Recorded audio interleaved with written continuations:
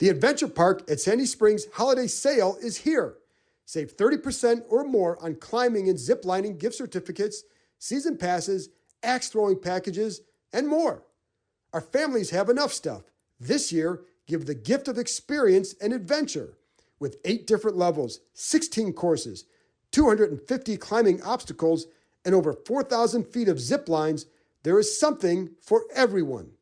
Visited already this year? The courses evolve with the trees around them, so each experience has something new to offer. Named Best Amusement Park in the DMV 2 years in a row, this is an opportunity you won't want to miss. This is their biggest sale of the year, and purchases never expire. While the sale runs until Christmas Day, the earlier you buy, the bigger the savings. The perfect gift for families, coworkers, and friends alike is waiting for you at www.theadventurepark.com/Keim.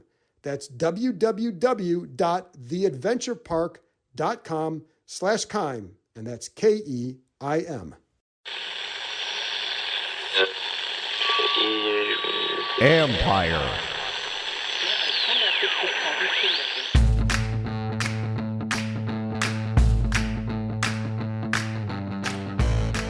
Hello and welcome to my podcast. Do me a favor, subscribe to the John Keim Report wherever you get your podcast. You're watching on YouTube, hit that like button, hit that subscribe button. You can find us there as part of Empire Media, AMPIRE. Always much appreciated when you tune in. Don't forget you can read my work on ESPN.com. I have several stories up now, all sorts of things happening, which is why you see my pal Nicki Jhabvala from the Washington Post here if you're watching on YouTube. And just want to talk about today's news. Jack Del Rio, Brent Visselmeyer, both out. Nicki, any surprise? Not terribly. I mean, I felt like we were kind of going back and forth. Will they? Should they? Would they? That type of deal. But I mean, these last 2 games are just they were disasters. You can't lose to the Giants the way that you did, and you can't have that game even against a good Cowboys team. The way it ended there in the fourth quarter is just you can't have these things happening. And this is a group, this defense that I don't want to speak for everybody, but I certainly thought, would be not only good, but improved from last season. And it's been anything but. So can you hear my dog growling in the background? He's really upset about all of this. Apparently. Well, if he had to watch that game yesterday, I don't blame him. So, you and I get paid to watch that game. He doesn't. So, but exactly. it is obviously things haven't been going well. I think that to me has been the biggest surprise of this season is how poorly they have done and from start to finish. And it's not, they were playing poorly before they traded Montez Sweat and Chase Young, and they played poorly after. And it usually goes back to the secondary in particular, which is where Brent Visselmeyer was in charge of. Did you kind of feel like, is this too little too late or at this point in the season? I don't know if it's too little too late, because even if they had done it earlier in the season, I don't know what sort of effect. I still don't know what sort of effect it'll have. I think part of that is just the way this staff is structured. There's, Ron Rivera is going to be calling the defensive plays, and I don't know if that's necessarily a good thing. The last time he did it was in 2019. And there's really nobody else on staff who's experienced. The only other person is Juan Castillo, and he's a run game coordinator, and he had a year of it, and it did not go well in Philadelphia. So, there's not so many options, but I feel like they're kind of at the point where you have to make a change for the sake of making a change, because you can't just go on like this. Right. They got 5 games left. There's playoffs have, that's we not can play even the Jim Morris stuff right now for that exactly. one, but yes, but now they have a tough. It's not like they make the change and okay, let's see how it goes. You got the Miami Dolphins coming in, good luck. I was talking to someone like, in baseball, they always say call the players only meeting before you play like a really bad team, right? Because then it can look like, oh, you had this meeting and they went out and won this series. This is you're going to make this change. I don't know. That's a brutal one to do, and you're right. The other thing I wonder too, because as you said, Ron Rivera has not called plays since then, and he did not really want to do it in Carolina. Yeah. And I think he prefers to be that CEO, hire someone that you trust. I also wonder, because we know the whole cancer battle, and he's probably at a better point where he can handle that now than he would have been certainly a year ago. So, but it's still a lot. And when you haven't done it, it's a lot. And I know he's a defensive minded head coach, but still it's a lot to put on your plate at a time where you're trying to kind of right the ship a little bit. But, he said, Ron Rivera told us today, like he wanted to do some things differently. He didn't really explain, but how did you take that? I took that to mean, some scheme and positional things. Maybe a little less man coverage was being more suited. Why would they do that? Yeah, why would they do that? Man that against was Tyreek Hill would be one. good. Yeah. Maybe put some players in different positions in light of those changes, because what they're doing on the field is not working, clearly. That's kind of how I took it. I could see how it was perceived initially as, were there disagreements on how they thought the defense should be called, blah, blah, blah. And maybe there were at some point, but, they ran different defenses in their separate stints as head coaches. So I think it's natural for Ron to want to kind of change things and go with what he's comfortable with. And he did say that he was in alliance with Del Rio with how things were going. And listen, you can only change so much at this point in the year. You can't change the scheme. You can't do this overhaul. So it's really about how you see the game needing to be called. Right. And to me, that's maximizing your personnel. That's not scheme. It's making sure the players are in the right position. Exactly. And I think the fact that with Vesselmeyer too, that it suggests, clearly there was issues in the secondary. And you would hear from guys like, the teaching isn't as what they want, blah, blah, blah. And so I think that manifests itself into a lot of these coverage issues. Right. But I also don't want to absolve the players of the blame, because there's sometimes like, well, you're being taught to play it this way. Why aren't you? Right. So, I guess sticking there, how much do you think they missed Chris Harris because they let him go to Tennessee after the season? How big an issue do you think that is? Yeah, I don't want to put too much stock into that. He was a decent assistant, but it's not like he got hired as a defensive coordinator anywhere, So I don't, I know guys respected him, but, he wasn't like, the greatest secondary coach that has come through the doors or anything. He's a good coach. I don't want to take away from anything he did, but I don't know that you could point to that necessarily. I think to me, it all comes back to the broader issues, and it's not one coach or one player per se. It's getting the right guys, finding the personnel that fits your scheme and tailoring the scheme to your personnel, developing those players, and putting them in position on game days. It sounds cliche, but that's what it comes down to. And executing, like you said, the players have to do their part too. And there have been moments where they have been put in good calls and they just haven't executed. Right. And I thought where Ron was very fair and accurate was when he said we're all culpable. This comes down to everybody. True. These are the two that got fired, but they're not solely responsible for, the debacle of much of the season, Right. No, and I agree. And the part with Harris where you noticed him more was on when we'd watch him in training camp, he was very, you knew where Chris Harris was at all times. Sure. And the part that I liked, that I wondered about, was the communication among the players. And how, he'd stand behind the defense and he's shouting out, like, what are you seeing? What is the call? What are you seeing? Relay this, relay that. And so you really work on that. But it's also, I think you need somebody like that on the field as well. Somebody who's a strong personality on the field who can do that as well. And so I think that's another area where for this team look to upgrade next year, or at least add somebody like that. So I don't think it's as simple as to say like, well, he wasn't here, they went in the toilet.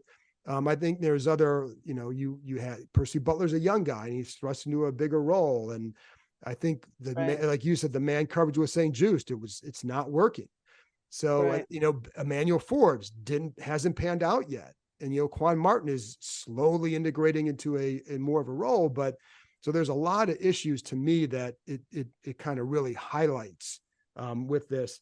And, with Del Rio, do you think, so I'll just say this, like you hear like guys liked him, but I think after a while you realize not a whole lot's changing here. They kind of, this is what Jack ran, this is what you're going to do, and you're just going to stick to that. And, is that kind of your sense? Yeah, and I think we could see it on the field, especially recently. They've been sticking to their scheme. And this is kind of what I go back to with, if you're going to say you're going to tailor your scheme to your players and actually do it. And if not, get the right personnel to fit that scheme. And I don't think they did either of those. But yeah, I think it's very rigid, I would say. And it's, you see it. I notice it mostly up front, especially now since they traded away Montez Sweat and Chase Young, that they don't run any of the things they used to run. I get it. The players are different, but you got to have some creativity up front, or else there was none. You're just always telling the opponents what you're going to do. Basically, it's so predictable. There is so much to be thankful for: family, friends, food, and NFL football all week long. DraftKings Sportsbook is keeping your Thanksgiving week full of action. New customers can bet just $5 on the NFL action to score $150 instantly in bonus bets. No matter your appetite, there's something for you. Money lines, parlays, props, live bets, and so much more. You name it, they've got it. So download the DraftKings Sportsbook app now and use code KEIM, K-E-I-M. New customers can bet $5 on the NFL Thanksgiving action to score $150 instantly in bonus bets. Only on DraftKings Sportsbook, an official sports betting partner of the NFL with code KEIM. The crown is yours. Gambling problem? Call 1-800-GAMBLER. In New York, call 877-8-HOPE-NY or text HOPE-NY. In West Virginia, visit www.1800gambler.net. Please play responsibly. In Connecticut, help is available for problem gambling. Call 888-789-7777 or visit ccpg.org. On behalf of Boot Hill Casino and Resort, must be 21 or older in most eligible states, but age varies by jurisdiction. See DraftKings.com/sportsbook for details and state-specific responsible gambling resources. Eligibility and deposit restrictions apply. Bonus bets expire 168 hours after issuance. Terms at sportsbook.draftkings.com/football terms. It was 4 guys rush, try and win your one-on-one, you win a double team. And that was a lot of what was going on. And that's why, when you watch Dallas leading into this game and then watching them yesterday, I like watching how they use the guys up front, because you have this phenomenal pass rusher, Micah Parsons, but you're doing everything you can to make sure he has a good matchup every time, it seems. Right. And if not, then someone else is playing off that, and you're running a lot of games and stunts. And there's a lot of, like, you'd see this line, as we know what the line struggles have been, but there are a lot of, at best, mediocre or bad lines in this league. Well, a lot. There's certainly enough of them. So test the group, right? Test them. Right. See how they respond to, stunts and games like that. The only problem, though, is to do that, you need the secondary to hold up in coverage. Right. I mean, and that's been a disaster, really. I mean, there's been penalties, total blown coverages. I mean, short passes that turn into 25, 30-yard gains because of missed tackles. I mean, guys taking wrong angles, help not being where it needs to be. I mean, it's just, and that's where you wonder, are they getting the teaching they need? Are they not putting in the work? Is it both? Like, because something's amiss here, clearly. And it's funny because when you hear these guys, like, I think they feel like they always feel like they put in the work. But this group, with the way they did training camp this year, I think they've been worked harder than they had been. And when you don't see the results, there's always going to be, on both sides of the ball, if you don't see results, no matter who you are, whatever team you're on, whoever's coaching, you don't see the results, you're going to be frustrated. Right. And I think, when you're not seeing the results, and then people like us are coming in there saying, why are you guys playing so poorly? You start to, you look at everything, and maybe it's this, maybe it's that. And the hardest thing to do is to look at yourself sometimes, and be honest with yourself about that. But, it just, do you think it's probably hard? I think it's hard to answer this one about Rivera's job security going forward. But this was the one move where you felt like they for sure might make. And I don't know that he'll go before the season or not. And it's hard to really speculate on that at this point because Yeah, I mean, I got the sense from Josh Harris's statement that, same. he'll stay for the remainder of the season. I Correct. mean, he's got to call the plays. I mean, you're kind of at the bottom of the barrel with their staff right now. There's like, I don't mean that offensively to Ron. It's more like they're stretched thin as it is. So it's like, and you take away more, it's just going to make it even harder on the players. And that's a good point that, now, but I took the statement too. It's like, okay, this is use the year to, again, this is what we've heard all along. Use the year to evaluate, and then go from there. So, I think I'm with you on that. I mean, I'm still at the point, and a lot could change. We'll see how things go in the off season, but I'm still at the point where this is going to be an off season of significant change in business and football. And at this point, I would expect a brand new coaching staff. Yeah. And they're certainly where they're trending. I mean, barring some big time turnaround, and then it becomes all about Sam and how does his development and, and what do you do if it's developing in a certain way and you want a different voice? Does Bieniemy get who knows? There's a lot to answer because we don't know who's going to be making those decisions outside of Harris. There's still a month and a half for the season, 2 months for the season. Then you got playoffs and who's going to be available. And there's a lot. There's a lot. That's, you kind of depressed. Did I just get you depressed? How much time? Like, oh man, but it is a lot. And this was the first big move. And, I don't know. The last thing is, then when you look at the secondary, do you see chances for that? Because I think that's going to be a big group. Listen, Rivera can call a more creative, aggressive game because the plays are in the playbook. I mean, they're all in there. Yeah. But I don't know, Nicki. I don't know that this is going to have this huge effect. And I don't know that Rivera knows that either. I think it's just like you kind of felt like after these snowballs and it's another national game, you have to do something. Yeah, I felt like it was just that. You hope it's a spark for the sake of having a spark. How it, is it real or is it more like, a change just kind of incites something new and that gets guys going. But I just feel like there's only so much you could do. I feel like you're kind of limping toward the end of the season here. You just would like to not get embarrassed again, but they got a tough stretch coming up.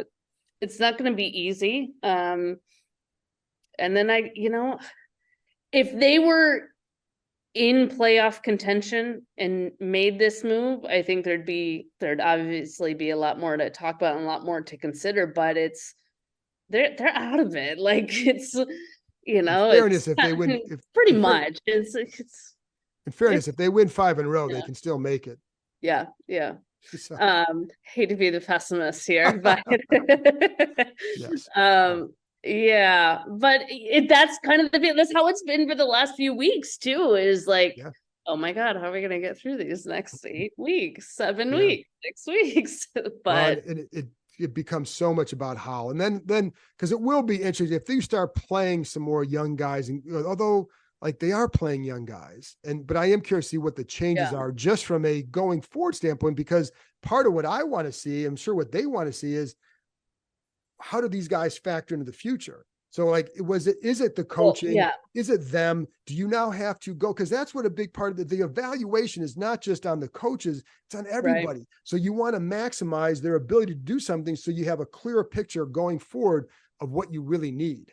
And they need these young guys to really be serviceable, at least, I mean, the ones that worry me are the players like Benjamin St-Juste and Percy Butler, who have been, for better or worse, staples of the secondary this year. You need them to perform well. They're key players and, they're on rookie deals. They're big parts of this defense, but at times it feels like they've been regressing. Like you said, is that on them? Is that on the coaching staff? Can they get back on track? That's incredibly important because, everybody points out, they have so much cap room. That money goes fast. Oh, yeah. I mean, especially with the positions they're going to need in the offseason. And it's a long list already. I mean, this is a team that, and I'm at fault for this too. I thought they were deeper on paper than they clearly are. But now going into this offseason, I just see a really long to-do list. Well, and I'm glad you brought that out because I do kind of blame you for some of that as well. So, No, you're right. but it is, I think we all thought, like, I didn't think they're going to be this great team, but I thought they were an 8 or 9 win team. Right. And I think when most of us were in that same thought process based on last year, and you have, okay, well, if the offense improves and the defense is at least close to what they were. But I also wonder too, then, whoever comes in is going to have to look at this, and with Josh Harris that he's going to be patient, say, like, you can't solve this all in one offseason. So do what you can, maximize the value of what you have, but keep building for next offseason. But we'll get into that later on down the road. So Nicki, tell people where they can find you. At WashingtonPost.com/sports, and on Twitter at Nicki, Nicki, Jhabvala, Jhabvala. There you go. Give her a follow as always, and give her a read. As always, thanks for coming on, Nicki. Always great insight. So, and thanks for everybody for listening. I'll be back sometime next week, probably Monday. I don't know. There's a lot going on, Nicki. I'm tired. So anyways, I'll talk to you next time. All right. See ya.